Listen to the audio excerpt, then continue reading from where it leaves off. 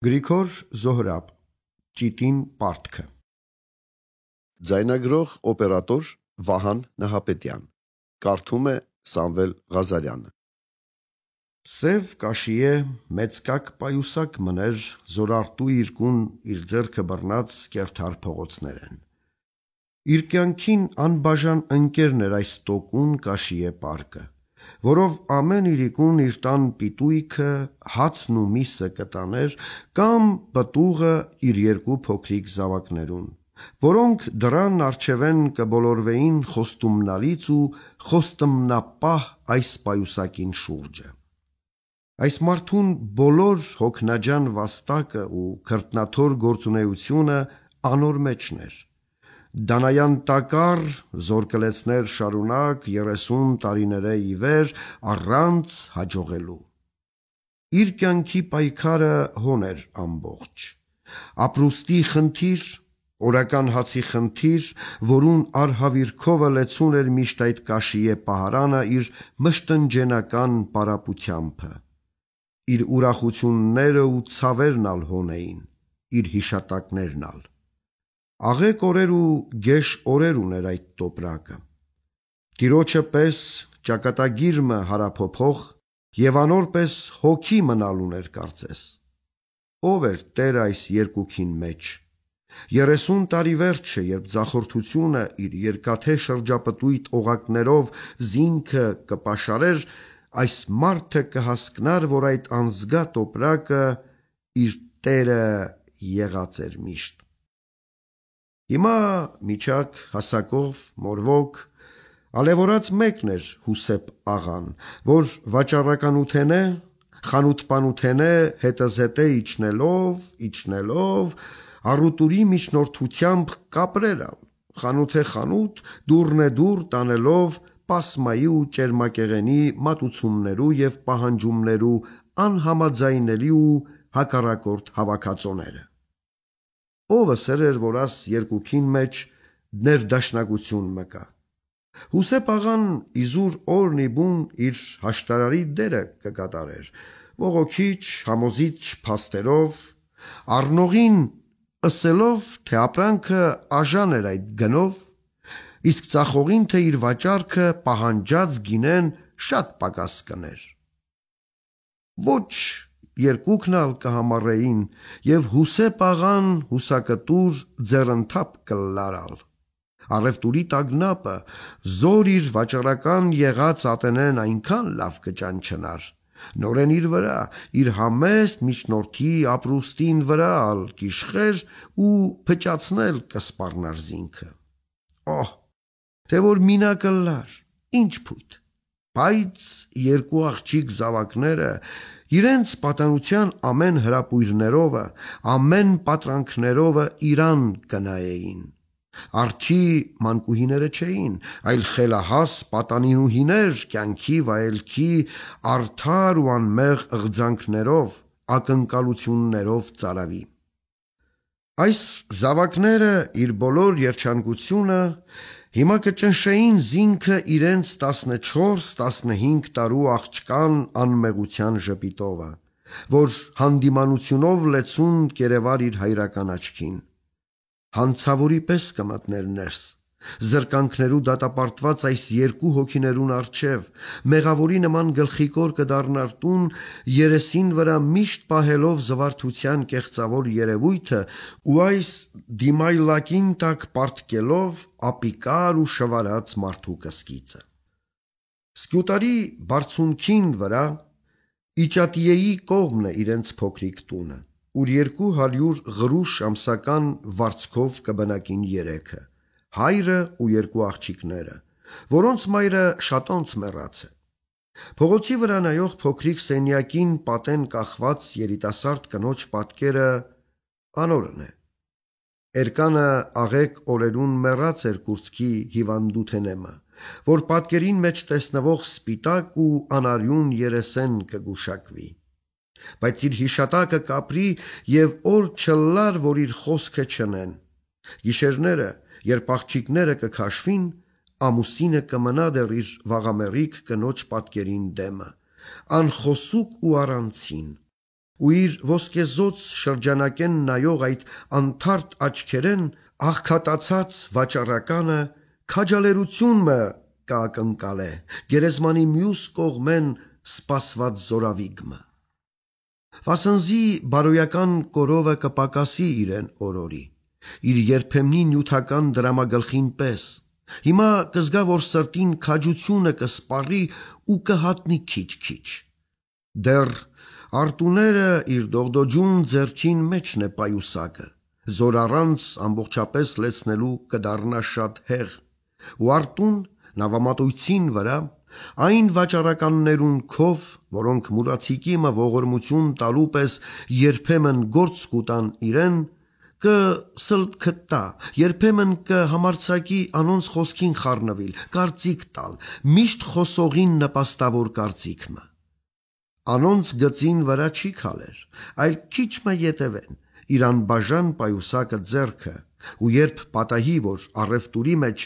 մեկումը երեսեն վնաս մը կրեն այդ մարդիկը, ինքն անոնց մե ավելի կզայրանա այդ մեկուն դեմ, խափեբա ու խարդախ կկոչե զայն, որ իր վաճառականին այդ պատվավոր մարդուն ապրանքները շորթած էր ու ստակները չեր ուզեր հատուցանել։ Ուրիշատեն անոնց զվարթ վայրկյաններուն կատակներով, փոքրիկ սիրուն պատմություններով կզվարճացներ, կխնդացներ զանոնք, հետևյալ օրվան համար պզդիկ գործմը շնորվելու սպասումով։ Ու վաճառականները կսիրեին այս պապա մարդը, որ ուրիշներու պես աներես չէր, ու իր միջնորդ չեքը իրավունք մը պահանջելու եղանակով չէր ուզեր, և առաջարկված ամեն զեղչի գլուխ կծռեր։ Պասմայի ջոչերը կքալեին տոտիկ, ճամփուն վրա խոսելով, իրենց ծախերիկ ապրանքներուն հոգերովը բեռնավորված ամենքնալ։ Պարսիկ վաճառականները, գլխավոր հաճախորդները աչքերնին կսկսեին բանալ, թահացած ու գունաթափ կերպասներու կշիրեն ու չափեն պակաս ամերիքաններու վրա արջի շահերը չէին մնացածալ, և վաճառականները խնայողության նոր միջոցներ կխորհեին, և մաքսեն ետքը, գրասենյակի ծաղկեն վերջը, միջնորդ չեկները ծանր կթվեին իրենց։ Ինչ հարկ միջնորդի, անձամբ չէին գրնար առնել կամ ծախել ապրանքները։ Այնուհետև ուրիշ պատճառներ կուքային զորացնել այս որոշումը։ Միջնորդը միջնորդ մնե վերջապես, և ոչ ապրանքին տերը, ոչ անոր արժեքը կրնա բացատրել տիրոջ չափ, և ոչ անոր հոգը տանիլ միշտ, ու Հուսեփ աղան, որ ետևնուն կուքար, իր սևցած պայուսակը ձեռքը կդողար հիմա. Հուսեփ աղա, քեզի համար չենք, կավելցնեին վաճառականները, տուն մեր մարդն ես։ Շունչ կառներ խեղճ մարդը, բայց գործերը կպակսեին։ Ավուրչեքը շահիլը տաժանելի տառապանք մը կլլար, ու պարտքերը կդիզվեին շուրջը, գյուղը, չարշին, ամեն կողմ։ Հագուստը տակավին մաքուր կոկիկ էր, ու իր արտաքին տեսքեն ոչ ոք պիտի գուշակեր իր զարհուրելի անկումը։ Ու պայուսակը կշարունակեր կրել ձեռքը, անօգուտ տարուբեր մը հիմա, բայց ամչնալով թողուլ մեկդի նետել զայն, հուսահատությունը խոստովանել աշխարհքի առջև, վասնզի ինչ պիտի սեր աշխարհք ձեռնունայն տեսնելով զինքը այսուհետ։ Հետո ճարահատած այն վաճառականեն, որուն արբանյակն էր, 2 ոսկի փող ուզեց ու մերժողական պատասխան ստացավ։ 5 ոսկի պարտք ուներ, պետք էր նախ այդ պարտքը վճարել։ Այն իրիկունը իր պղնձե փոքրիկ ժամացույցը ծախեց 30 գրուշի ու պայուսակը մասամբ գոնե կրցավ լեցվիլ նորեն։ Տունը ուրախ ու զվարթ էր։ Աղջիկները իր վիճակին վրա տեղեկություններ կուզեին երբեմն, գուշակություններ, նախազգացումներ ունեին իրենց ներսիդին։ Գործերը ինչպես են, հայրիկ, կսեր Անդրանիկը, ու կրծերը կապույտ աչվի, շուշանաթույր աղջիկը, որ ճիշտ մորը պատկերն էր, աշխապ ուշ մի մնար։ Հայրը կխնդար, ոչ, գործերը գեշ չէին երթար։ Աստուծովը ասկե վերջը ավելի պիտի բացվեին։ Վաղը կանուխ եկու եւ մեզ պտտեցնելու տար։ Ու ողորմելի հայրը կխոստանար, ամեն բան կխոստանար, կանուխ պիտի գար ու պտցնելու պիտի տաներ այս հեկ զրկյալ որբերը, որոնց են աղվոր տարիները չքավորության մեջ կանցնեին։ Երևակայեցեք ուղևորությունը, որուն են գեղեցիկ տեսարանը թյունելի մը անցքը լա, մութ ու քարակոպ պատեր և որուն մյուս ծայրեն սպասված լույսի շարավիղը չտեսնես երբեք։ Եվ արտուն կանուխ, արջի շոքենավով կերթար պոլիս։ Իր ուժաթափ թևին տակ սեղմելով իր պարպված պայուսակը, այս հավիտենական թշնամին ու հավիտենական անկուշտը, որ չէր հագեցած երբեք 30 տարի է ի վեր, ու հոն թևին տակը խեղտելու պես կսեղմեր զայն այդ պարպված փորը ու չքացնել կուզեր։ Պոլիս գործ չկար։ Ժամացույցին ստակեն մնացորդը երթևեկության ծաղկին մեջ սպառեցավ ու վարկյանը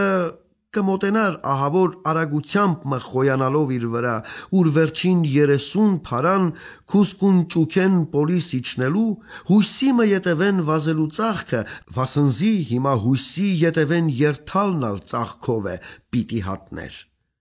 Այն ատեն։ Այս հարցումը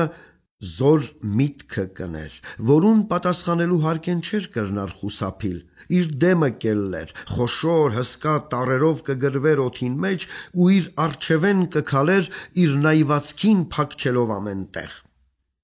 Ինչպես կլա, որ մարդ հացի մստակին կարոտ կքաշե կամ շոքենավի մստակը չվճարելուն համար կեցած տեղը կմնա գամված անշարժ։ Հուսեփ աղան հիմա այս խնդիրները կհարուցաներ մտքին մեջ, լուծելու կջանար և փողոցին մեջ քալելով, իր դատարկ պայուսակը զգալով, շոշափելով մատներուն տակ, իր տունը փոխադրված կզգար ինքզինքը հանկարծ, իր սիրուն զավակներուն քովիկը և պահը մը վերացած կմոռնար ինքզինքը, իրավուր հացի կարոտ մուրացկանի դիրքը, վարկյան մը գոնե, հարուստ ու ամենակարողը լալու համար։ Այդ փոքրիկ տունը կձգեր, ավելի ճոխ բնակություն մտալու համար իր զավակներուն, նոր զգեստներ, գլխարկներ, անոնց երիտասարդի բոլոր պահանջումներեն ավելին, շատ ավելին կուտար ու հրճվանքին տեսնելով կբերկրեր։ Ինչ դյուրին ու ինչ դժվար երջանկություն։ Եվ ձեռքին տակ պայուսակը իր կաշիի կոպիտ ու ծակոտկեն երեսովը կդողար, կարտնացներ զինքը, իրականության քով կքաշեր կբերեր, անոթի առնելիք որի մպես։ Հետո վերջին հնարքները սկսան ապրուստի, մանր ու արհավրալից բաներ, նորոգելու պատրվակով տունեն տարված ու չնչին գինով վաճառված կարասիներ, տնական պետքերը հոգալու համար նորենոր ամեն օր տարբեր խանութներու, ծախողներու դիմումներ, ապառիկ գնելու համար հաստատված մտերմություններ, բարեկամություններ, հետո շոքենավի տոմսակը ուրիշի ստակով առնելու համար ուրիշին քով սպասեզներ, զուր ջանքեր բոլորնալ, լեցնելու, մասամբ գոնե լեցնելու համար իր պահանջող պայուսակը զոր բռնած կտանի դեռ, առանց պատճառը գիտնալու, առանց պետքի, անգիտակից շարժումով։ Այն արտուն իր արջինեկ աղջիկը տվավ պայուսակը ձեռքը։ Երեկվան պես միսը չմոռնաս, քիչ մնալ պտուղ բերես, պանիրալ։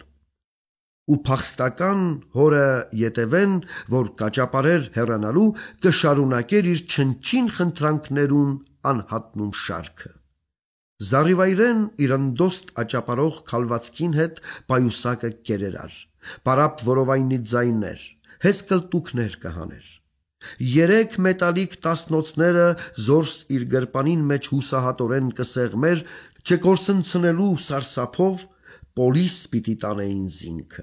Ինչպես պիտի վերադառնար իրիկունը ու կզղջար, որքան կզղջար բնակելուն սկյուտար, ուր ոտքով Չերթծվիր ու չի բավեր բարի կամեցողություն կամ աշխարհիս մեծագույն քաջությունը ունենալ նույնիսկ պարապ ձեռքով տուն դառնալու համար։ Շոգենավին մեջ ծանոթները հեռու նստավ, ծայրը, հոն ուր մևգի չկա, ոչ լոտ մարդերու մոտիկ։ Լավ մը իր քովը տեղավորեց պայուսակը, խնամքով, հոգացու ձեռքով անոր փոթերը շտկեց։ Հետո անիվներուն փոֆ-փոֆը իր ուշադրությունը գրավեց։ Այս եղանակը իր հետաքրքրությունը շարժեց։ Անիվները իրենց շրջանին մեջ տեղը հասնելուն միշտ վարանումի պես բան մը ունեին նոր շրջան մը սկսել է առաջ։ Ասով մասնավոր եղանակ մը կձևանար։ Փով-փով, փով-փով, փով-փով։ Մտքեն այս տարօրինակ նվագին կհետևեր, հաճույք մը կզգար։ Այդ վարկյանին իր հոգվույն ու մտքին մեջ այդ խորհրդավոր ձայնեն զատ բան մը չկար։ Ով էր ինքը, ինչ կփնտրեր այս շոգենավին մեջ, ուր պիտ երթար, չեր գիտեր, իրավ, որ չեր գիտեր։ Պոլիս իր վաճառականներուն հանդիպեցավ, խոժոր ու դաժան դեմքեր գտավ միայն, որոնց տեսքը անգամ իր լեզուն պապանձեցուց։ Քաջություն, ասեսա երկաթե քացան խրոխտորեն բացող ու գոցող մարդուն, որ զավակներուդ ուտելիք տանիլ խոստացած ես այս իրիկուն։ Ոչ, չկրցավ ասել։ Շուկան թափառեցավ առանց բան ասելու մեկումը։ Խանութներեն ներս նայեցավ քիչմը, հետո ոսկերիչներու կրպակներուն դեմը կեցավ քառորդ ժամի մչափ, ադամանդե զարդերու վրա զմայլած։ Իր աղջիկներուն երբեք չէր կրցալ հատ մտալ անոնցմե ու հիշեց, որ իր երկու աղջիկները կսպասեին իրեն։ Ժամը հարցուց, իրիկուն էր։ Այնատեն վազել սկսավ, ուշ մնացեր էր, պարապ վարանումներու ու մեծ սրտության ատեն չէր, հաց պետք էր ու պիտի ուզեր արջի դեմը ելլող ծանոթեն։ Զարմանք, ինքը, որ այնքան շատ մարդ կճանչնար, անոնցմե մեկուն չէր հանդիպեր, սա դեմի կողմեն քալողը կճանչնար անշուշտ։ Ատենով իրեն մրցակից եղող վաճառական մներ, բայց շատոնց բարևը կտրած էին, իր աղքատանալեն ի վեր։ Սա մյուսը, որ արագ քայլերով իր քովեն անցավ հիմա, անալ կճանչնար, ատենով երաշխավոր եղած էր անոր, բայց քանի օր առաջ մեջիտիեմը փող տալ մերժած էր եւ հիմա փախչելու պես երեսը պահելով իր քովեն կանցներ։ Ծերուկ մը մինակ, բարևեց զինքը, իր մե ավելի դժբախտ մը։ Կամուրջը հասած կեցավ, չկրցավ անցնիլ, 10 փարաչուներ։ Այդ պահուն զգաց, որ բան մը կպակսեր։ Ինք զինքը հարց ու փորձեց ու պատճառը գտավ։ Պայուսակը մորցեր էր տեղմը, ետ դարձավ, վազեց, ինչ անելու համար։ Ծովուն վրա կծփար, կորորվեր, կտատանվեր, կռնակին վրա պարկած, բոլոր հասակովը ջուրին երեսը։ Գերմարդ մներ ասիկա, մեծ բացված, կարծես թե զարմացած աչքերով ու անթարթ, համառ նայվածքով մը դեպի երկինք, ուր լուսինը իր 15-ին մեջ արծաթե կլոր ու հսկա դրամի մը պես կփայլեր։ Ու մարդուն վզին սերտիվ կապված սև կաշիե պայուսակի մասը մը, ջուրեն դուրս մնացած կծփար անոր հետ, ատեն գլուխը սուզել տալով քիչ մը դեպի վար, հետո այդ գլուխը վեր կելլեր իսկույն ազատելու ճիքով մը պայուսակին ծանրութենեն։ Ծովին հայելիի պես արծաթած երեսին վրա այս մարմինը իր ճիտեն կախված պայուսակովը, մակույկը ետին ձգած նավումը կնմաներ, հեռուն, խիստ հեռուն, ջուրին մեջ երկունքնալ կապված էին, ինչպես կյանքին մեջ ալ զատված չէին իրար մե։ Կապը անկեղծ կմնար ամենտեղ։ Քար լեցված այս կաշիե տոպրակը ալ պարպվելու վախ չուներ այսուհետև։ Հագեցած ու կշտացած փորն էր, գիրգ և ուռեցվորած, Իր տեղը մարդոց թևին տակը չէր, ուր այդքան տարի ծալված, սեղմված ու շնչահեղձ մնացած էր, ոչ, այդ պայուսակը իր անողորմ համառությամբ, իր հուսահատեցուցիչ դատարկությամբ մարդոց ճիտին պարտքը կմարմնացներ անշուշտ, իր ճշմարիտ տեղը ուրեմն անոր վզին վրա էր, ճիշտ հոն, ուր հաստատված էր հիմա, և 30 տարի է ի վեր, վտարվածի նման, որ արջի անգամ իր բուն տեղը գտնելուն ու բազմելուն համար կուրախանա, քեյֆ կնե, ծովում ամեն ծփանքին հետ, պայուսակը իր կոպիտ մորթովը մարդու երեսը կգգվեր ու կշոյեր։ Ձայնագրող օպերատոր Վահան Նահապետյան, կարդաց Սամվել Ղազարյանը։